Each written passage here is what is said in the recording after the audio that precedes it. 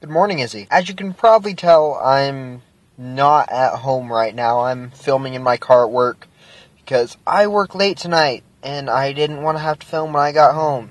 Anyways, let's get back to topic here.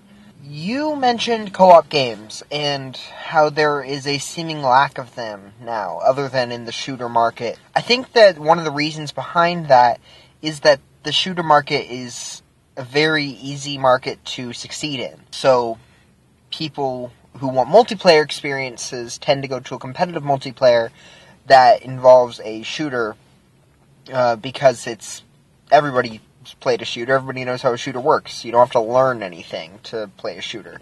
And speaking of shooters, there are co-ops in that as well that have depth in them, like Borderlands, and it's a shooter RPG with all sorts of stuff where you can get into the details and stats of your character.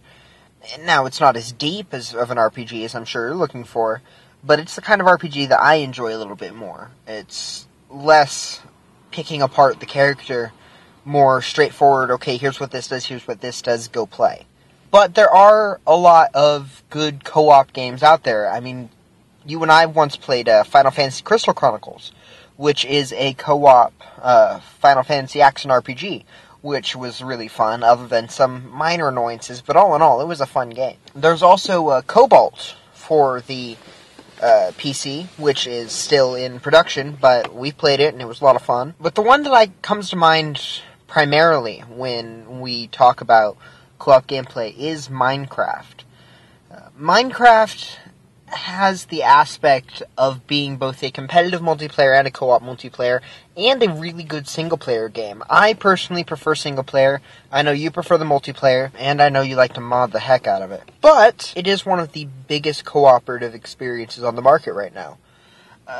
People are always playing it. There are servers all over the place. It was a huge indie success that became a mainstream game. I mean, we sell the cards here at my work to buy it now. It's ridiculous. It went from being a mostly unknown indie game with blocks to being a worldwide phenomenon that's being copied all the time now, almost as much as the shooter genre.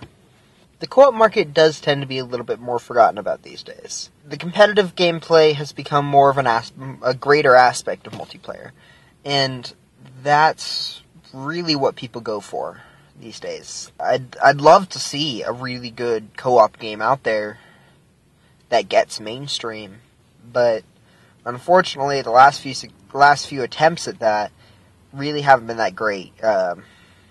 Army of Two comes to mind. Anyways, I guess I will see you on Wednesday. Yeah. Later, Izzy.